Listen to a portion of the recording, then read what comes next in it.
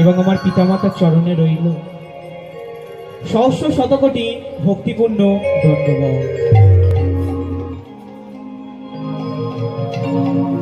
এবং আপনাদের মতন সহ সহ ভক্তদের চরণে রইল আমার সহস্র শতকোটি ভক্তিপূর্ণ ধন্যবাদ। শুনুন শুনুন বৃন্দাবনবাসীরা, আপনাদের চরণ ধুলি মাথায় নিয়ে তাই গৌর প্রেম আনন্দে হরি হরি বল। এই হরি নাম কৃষ্ণ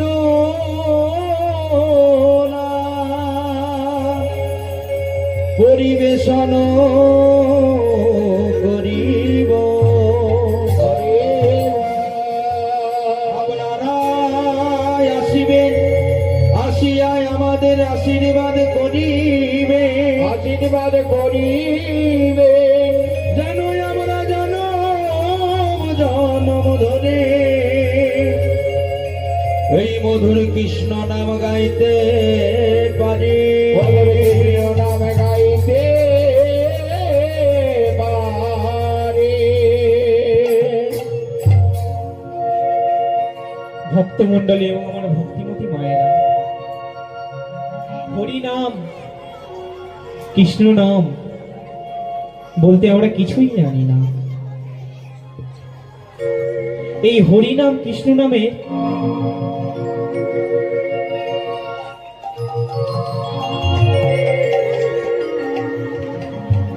জয় রাধে জয় রাধে।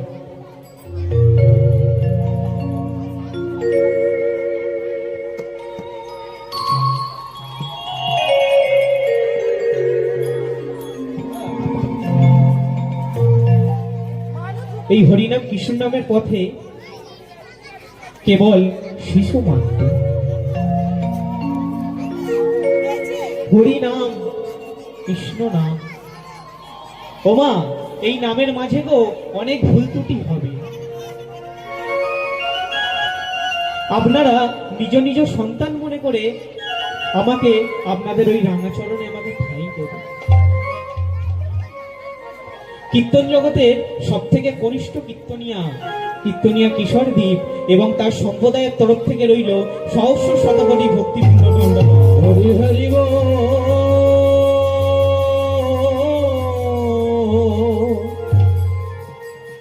হরি বল, হরি বল, হরি হরি বল, হরি বল। কেমন জানি যেমনি একটি পথভ্রান্ত পথী রৌদ্র জলের মাঝে হাঁটতে হাঁটতে কোনো ঠিকানা না পেয়ে যেমন একটি বটবৃক্ষের তলায় আশ্রয় নেয়, তেমনি গোমা এই হরিনামে পথে আমি পথিক হয়ে হাঁটতে হাঁটতে বটবৃক্ষ সম আপনাদের চরণে ঠাঁই নিয়েছি। দয়া করে এই অধমকে কেউ রাঙাচরণে ঠাঁই দেবে, অধমকে এই রাঙাচরণ থেকে কেউ সরিয়ে দেবেন না। হরি নাম কৃষ্ণ নাম মায়েরা বলার মতো ক্ষমতা আমার নাই, কিন্তু মা আমি শুনেছি গুরু কি পাই কে বলাম, আমার গুরুদেব গণের যদি কৃপা হয় এবং আপনাদের যদি কৃপা হয়, এই অসম্ভবটা আজকে সম্ভবে পরিণত হবে। এই অধমের মুখ থেকে আজকের কিছু কৃষ্ণ কথা, কিছু হরি কথা আপনারা আস্বাদন করতে পারবেন। নীলার প্রারম্ভে মা আমি একটি কথা বলে যাই,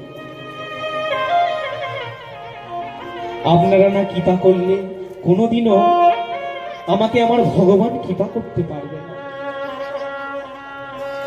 কারণ ভগবান যুগে যুগে বলে এসেছে, আমা হইতে আমার নাম বড়, আর আমার নাম হইতে আমার ভক্ত বড়। চলুন দৃষ্টান্তটি কোথায় তুলে ধরেছে একটু চলে যান। চলে আসুন আমাদের পুরী ধামে। আমাদের পুরী ধামের অনেক নিদর্শন বালি চাপা পড়ে গিয়েছে। ও মায়েরা, কারা কারা পুরী ধামে গেছে একবার দুটি বাহু তুলুন দেখি।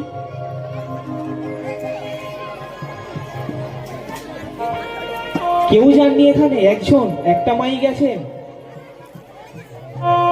বাহু তুলতে বলছে, কেউ তো বাহু তুলছে না গো। সবাই গিয়েছেন? যারা যারা পুরী ধামে গিয়েছেন দেখবে পুরী ধামের অনেক দর্শন ছিল, সেগুলো সব বালিচাপা পড়ে গিয়েছে। তেমনি মা, পুরী ধামের একটি মিষ্টান্ন দোকান আছে, যেই দোকান থেকে জগন্নাথ স্বয়ং এসে মিষ্টান্ন খেয়েছিল। দোকানটির নাম কি? দোকানটির নাম হচ্ছে রত্নাকর মিষ্টান্ন ভান্ডার। যারা যারা গেছেন বা যারা যারা এখনো যাননি, গিয়ে একটু ওই দোকানটা একটু খোঁজ করবেন। ওই দোকানের ধুলা একটু গায়ে মাখবেন, যেখানে জগন্নাথ স্বয়ং এসে মিষ্টান্ন খেয়ে গেছিল। রত্নাকর প্রত্যেকদিন মিষ্টান্ন তৈরি করার অন্তরে জগন্নাথকে ডাকে, জগন্নাথ, বলি জগন্নাথ, আমার এই একটি ছোট্ট দোকান, সংসারের জ্বালার কারণে আমি এই দোকান ছেড়ে কোথাও যেতে পারি না। তবে জগন্নাথ, আমি কি তোমার কোনোদিনও দর্শন পাবো না? জগন্নাথ, আমি কি তোমার কোনোদিনও দর্শন পাবো না? মিষ্টান্ন বানাচ্ছে বোমা, আর জগন্নাথকে অন্তরে এমন ভাব বলছে, এমন ভাব বলতে বলতে সেই চোখের অশ্রু জল এসে সেই মিষ্টান্নতে মিশছে। ওগো প্রভু গো,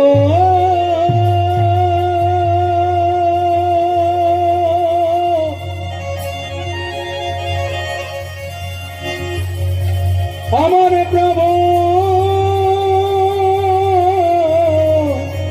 প্রভু গো,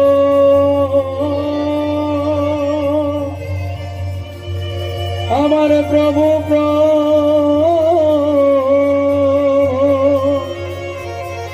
আমার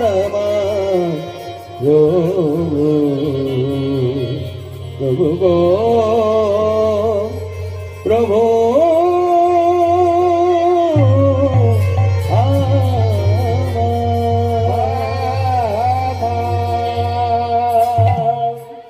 অন্তরে জগন্নাথকে দেয়। তারপরে প্রত্যেকদিন সকালবেলা জগন্নাথকে আগে ভোগ দেয়, তারপরে সেই দোকান চালু করে। ও মায়েরা, আমার ভগবান সব সহ্য করতে পারে গো, কিন্তু ভক্তের চোখের জল কখনোই সহ্য করতে পারে না। তেমন মা জগন্নাথ মনে মনে ভাবছে, প্রত্যেকদিন আমাকে এমন অন্তরে ডাকে। আর মা, সেই মিষ্টান্নটি করতে করতে রত্নাকরের চোখের জল এসে সেই মিষ্টান্নতে পড়েছে। তাই জগন্নাথ বলছে, যেই জিনিস আমার ভক্তের চোখের জল আছে, সেই জিনিস কি আমি না খেয়ে থাকতে পারি? তাই মা, ভোর হয়েছে, জগন্নাথ সেই বিগ্রহ থেকে বেরিয়ে সেই দোকানের সামনে গিয়ে ঠোকা মারছে। কেউ আছো? যদি থাকো একটু দরজাটা খোলো না গো, আমার যে বড় ক্ষুধা লেগেছে। একটি গো মা বাচ্চা ছেলের রূপ ধরে এসেছে, এসে বলছে, কেউ আছো? যদি থাকো দরজাটা খোলো না গো, আমার না বড় ক্ষুধা লেগেছে। রত্নাকর মনে মনে ভাবছে, এত ভোরের বেলা আমার দোকানে কে এসেছে?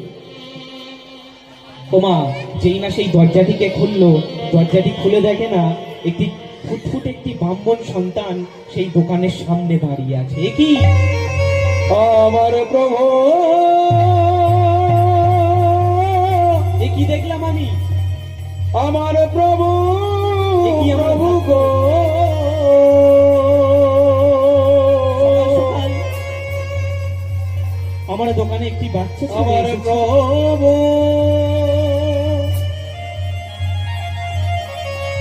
প্রভু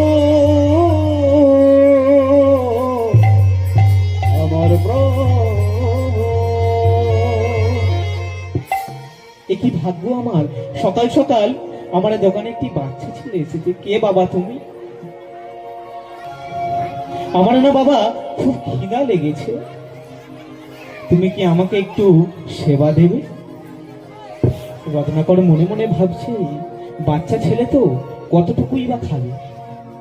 রত্নাকর দোকানে ঢুকিয়ে নিয়ে বলছে, আই বাবা বস।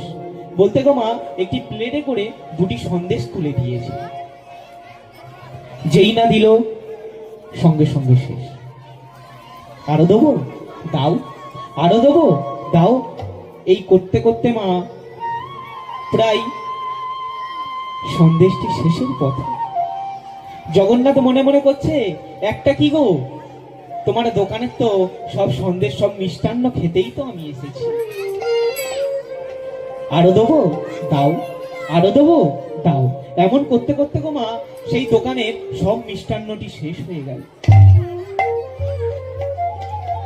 যেই না এবার বাচ্চা ছেলেটি বাড়িতে আসবে, তখন রত্নাকর বলছে, একটি কথা বলবো? সবাই যদি আমার দোকান থেকে এমন মিষ্টান্ন খেয়ে চলে যায়, তাহলে আমার মূল্য কে দেবে? এই দোকানটা চালিয়ে আমার সংসার চলে। তখন সেই বাচ্চা ছেলেটি বলছে, বিষয়টা কি হচ্ছে জানো? বিষয়টা আমার কাছে কোনো টাকা নাই, কিন্তু তুমি কোনো চিন্তা করো না। আমার কাছে টাকা নাই বলে তুমি কোনো চিন্তা করো না বলে সেই বাচ্চা ছেলেটির হাতে একটি আংটি ছিল মা, খুলে সেই দোকানদারকে দিয়ে এসেছে। আর বলে এসেছে, আমার প্রকৃত মূল্য, এই আংটির প্রকৃত মূল্য যে দেবে, তুমি তাকে এই আংটিটি ফেরত দেবে।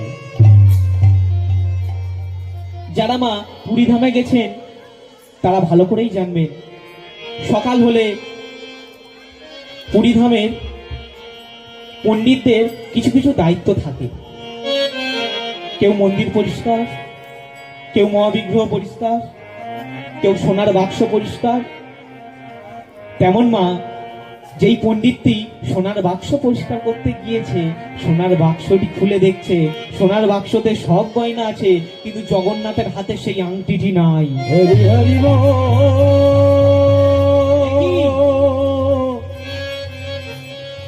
আংটিটি কোথায়? হরি হরি আংটিটি না পেলে তো বড় অমঙ্গল হবে। হরি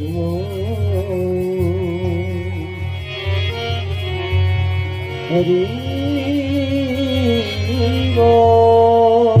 ভক্তমণ্ডলী এবং আমার ভক্তিমতী মায়েরা, রানী গন্ডিকার 40 বিঘা জমি বিক্রি করে সেই জগন্নাথের জন্য গয়না করে দিয়েছিল। রানী গন্ডিকা খবর পেয়ে সকল লাঠিয়ারদের নিয়ে সেই মন্দিরের সামনে এসে দাঁড়িয়েছে। রানীমা বলছে, ওরে তোমরা কে আমার জগন্নাথের আংটিটি নিয়েছো? সেই আংটিটি ফিরিয়ে দাও না গো। আমি কাউকে কিচ্ছু বলবো না, কেউ যদি ভুল করে নিয়ে থাকো আংটিটি তোমরা কেউ ফিরিয়ে দাও না গো। সবাই গো মা, সবাই এক বাক্যে বলে উঠলেন, আংটিটি আমার কাছে নাই। তখন মা রানী গন্ডিকার লাঠিয়ারদের নিয়ে এসেছিল।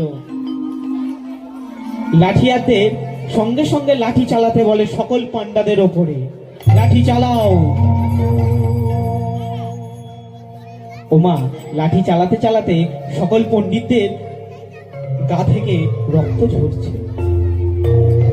তাও গো মা সব এক বাক্যে বলে উঠছে, আমি নেই নাই। রানীমা তখন মনে মনে করছে, এত করে বলছি, যখন বলছে নেই নাই, তখন যার আংটি হারিয়েছে সেই বলবে আংটিটি কোথায়। রানীমা বলছে, জগন্নাথ,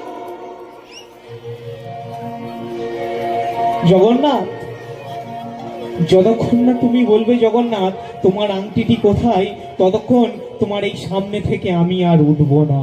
জগন্নাথ স্বামী তাই গৌর প্রেমানন্দে হরি হরি বল, হরি বল। নয়ন পথগামী ভব তুমি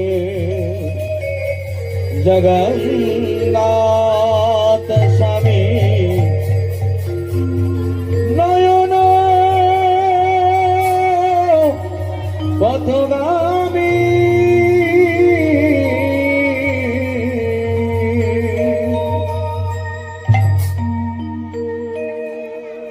ওমা, এমন করে করে একদিন অতিবাহিত হতে লাগলো, দুদিন অতিবাহিত হতে লাগলো, তাও জগন্নাথ বলে নাই তার আংটিটি কে নিয়েছে।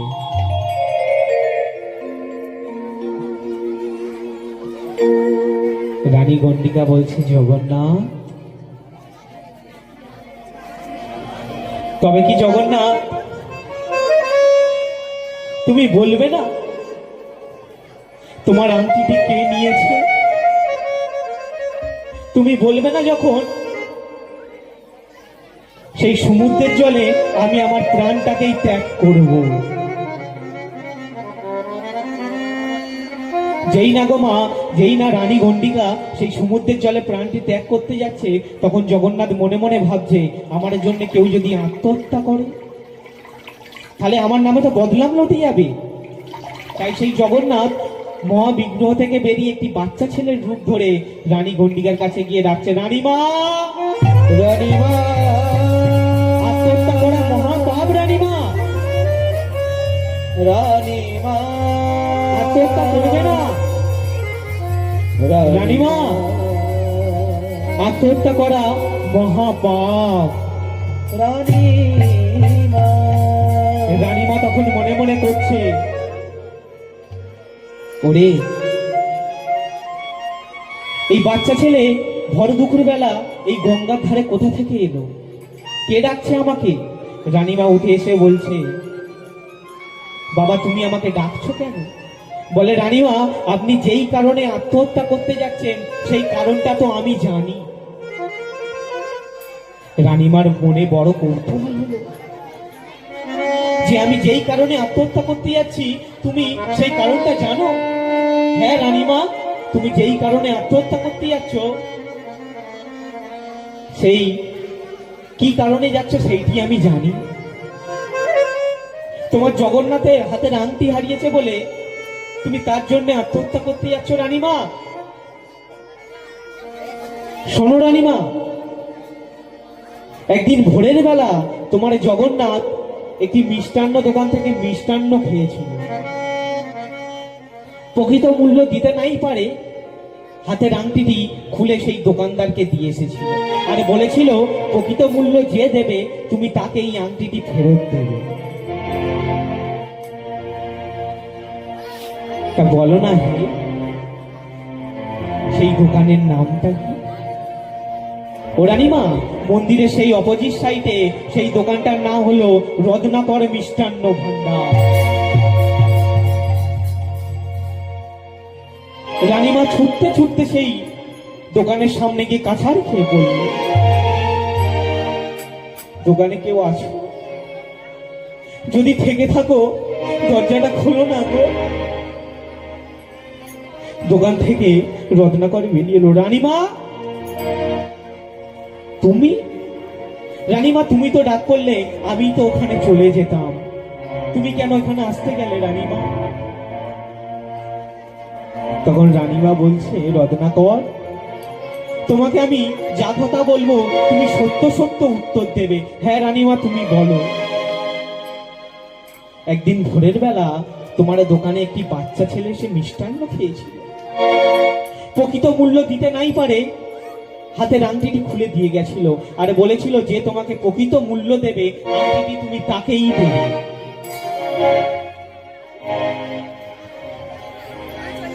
রত্নাকর মনে মনে করছে, আমি গরিব হতে পারি কিন্তু আমি লোভী নই। হ্যাঁ রানীমা, একটি বাচ্চা ছেলে আমার দোকানে এসেছিল, এসে আমার সব মিষ্টান্ন খেয়েছিল, খেয়ে এই আংটিটি আমাকে দিয়ে গেছে। তখন রত্নাকরের মনে কৌতূহল হলো যে কে বাচ্চাটি, আমি জানবো বাচ্চাটিকে। রানীমা করজোর করে বলছি, রানীমা বাচ্চাটিকে আপনি আমাকে বলুন। তখন রানীমা বলছে, ওহে, যাকে যোগী ঋষি জন্ম জন্মান্তরের তপস্যা করে পায় না, তাকে তুমি পেয়েও ছেড়ে দিও। কে রানীমা? বাচ্চা ছেলেটি কে ছিল? বাচ্চা ছেলেটি কে ছিল জানো? স্বয়ং জগন্নাথ তোমার দোকান থেকে এসে মিষ্টান্ন খেয়েছিল। পদ ভঞ্জন দয়াময়, তরুণ এ তোমার কেমন লীলা? জন মুরারি জাগো জাগো জাগো গিরিধারী,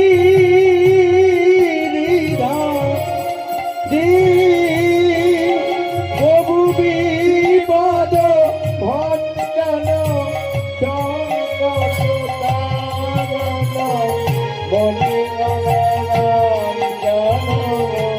মুরলীধারী জাগো জাগো জাগো গিরিধারী।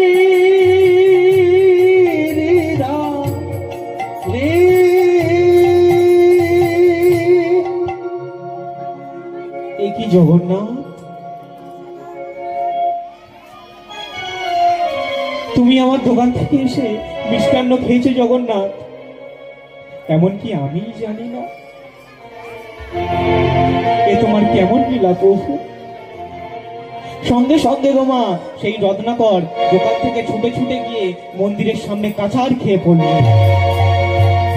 আমার প্রভু গো,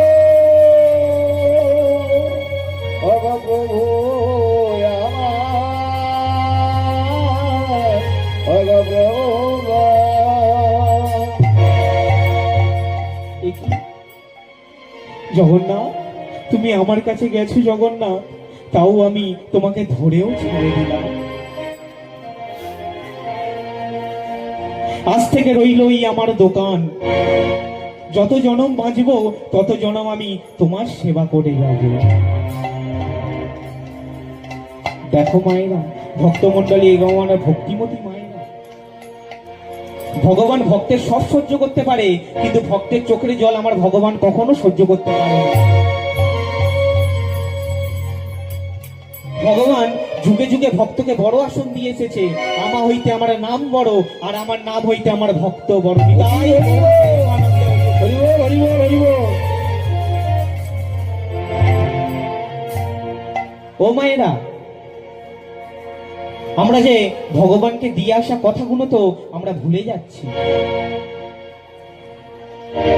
যখন আমাদের এই মস্তকটি নিচের দিকে ছিল আর দুটি পা যখন ওপরের দিকে ছিল, তখন বলুন তো,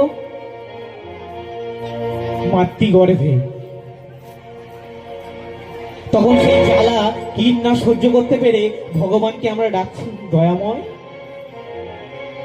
তুমি এই জ্বালা কিন থেকে আমাদেরকে উদ্ধার করো। এই সংসারে গিয়ে যতদিন পারবো ততদিন আমরা তোমার নাম জপব, তোমার নাম আস্বাদন করব। কিন্তু মা, আমরা কি করছি? সংসারে এসে আমরা হিংসা, মারামারি, আড়াআড়ি, সেই 24 ঘন্টার মধ্যে সেই ভগবানকে আমরা 1 ঘন্টা স্মরণ করতে পারি না। আমার বাড়ি, আমার গাড়ি, আমার মেয়ে, আমার ছেলে, কিন্তু তুমি ভেবে দেখেছো তুমি কার? সব তো আমার সারা জীবন করে গেলে, কতদিন করবে? ওহে কলির জীব, তোমরা কতদিন এরকম চোখ বুজিয়ে থাকবে?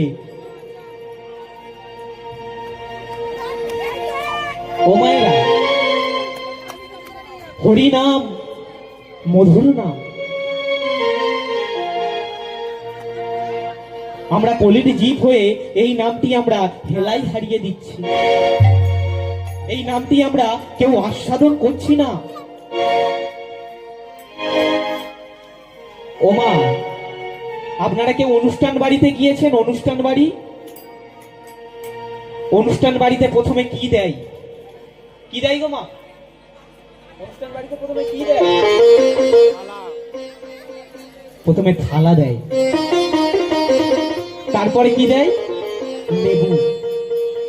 একটি ছেলে লেবু দিতে দিতে লেবুটি আপনার পাত্রে পড়লো না, আপনি তখন বলে উঠলেন, কি এ খোকা, তুমি আমাকে কই লেবু দিলে না? তখন ছেলেটি বলছে, সরি কাকা বাবু, মিস্টেক হয়ে গেছে। পরের বার ছেলেটি সেই পাত্রটি এনে কাকাবাবুকে বলছে, কাকাবাবু, আপনাকে যে লেবু দিতে মনে নাই, এই পাত্র থেকে সব থেকে বড় সাইজের লেবুটি তুমি তুলে নাও। কাকাবাবু তখন মনে মনে করছে, আগে দেয় নাই তো ভালো হয়েছে, এখন তো একটু বড় সাইজ পেয়েছি। সব থেকে বড় সাইজ লেবুটি কাকাবাবু তুলে, তারপরে যা তরি তরকারি হয়েছে সবার সঙ্গে একটু করে লেবুর রস মিশাচ্ছে আর সেবা করছে। করতে করতে গো মা, সেবাটি প্রায় শেষের পথে, সেবা শেষ হয়ে গেছে। তখন সেই লেবুর খোলাটিকে একটি পাত্রের কোণে রেখে দিয়ে যেই না উঠে আসবে, লেবুর খোলাটি যেন অমনি বলে উঠলো, কি এ কাকা বাবু, নেয়ার সময় তো বেশ বেছে বেছে বড় লেবুটি নিলে, আমাকে এখন ফেলে কোথায় যাচ্ছেন? আমাকে নিয়ে চলুন। কাকাবাবু তখন বলছে, শোন, তোর মধ্যে যতক্ষণ রস ছিল ততক্ষণ তোকে আপন করেছিলাম, এখন তোর মধ্যে রস নেই, তুই নীরস, তাই তোর সঙ্গে আমার কোনো আর সম্পর্ক নেই। তেমন মা, এই বর্তমান যুগে আমার মা বাবাদের অবস্থা, যখন সংসারের জন্য করতে পারবেন ততক্ষণ ভালো, আর না করতে পারলে গো মা, ছেলে পুলে কেউ একবারও দেখবে না। মৌমাছি দেখেছেন? মৌমাছি, মৌমাছি মধু সঞ্চয় করে করে একটি চাক তৈরি করে, তারপরে মধুহরণকারী দলেরা এসে নিমিষের মধ্যে চাকটি ভেঙে মধু নিগড়ে নিয়ে চলে যায়। মৌমাছির জন্য বিন্দুখানি চিন্তা করে না।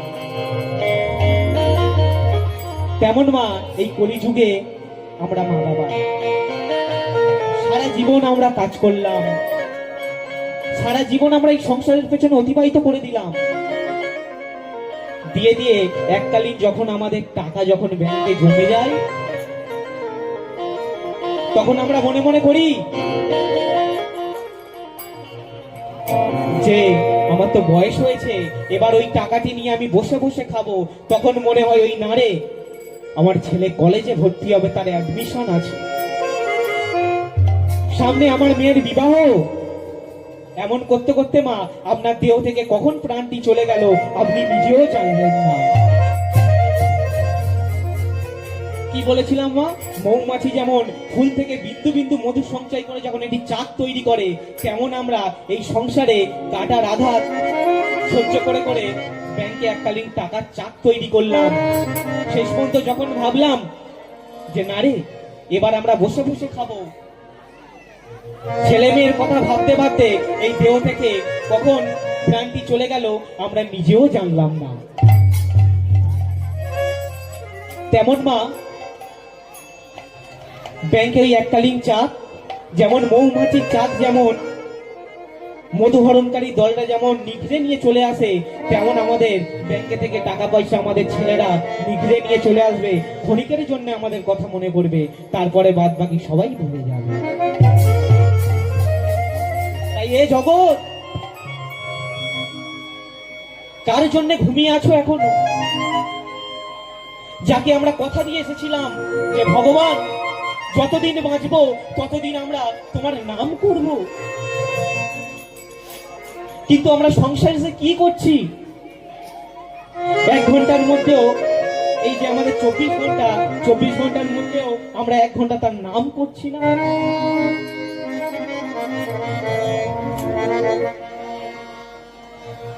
যতদিন সংসারে বাবা মা আপনারা যতদিন করতে পারবেন ততদিন ভালো, যখন না করতে পারবে তখন আপনাদেরও কোনো মূল্য নাই।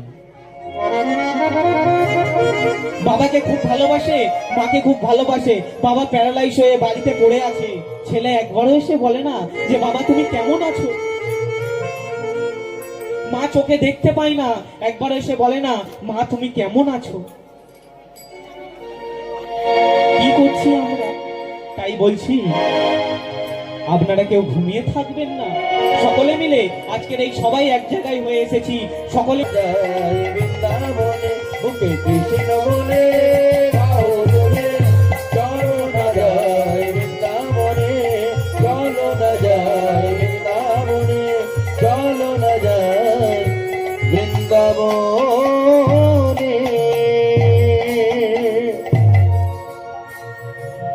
যে রাধিকা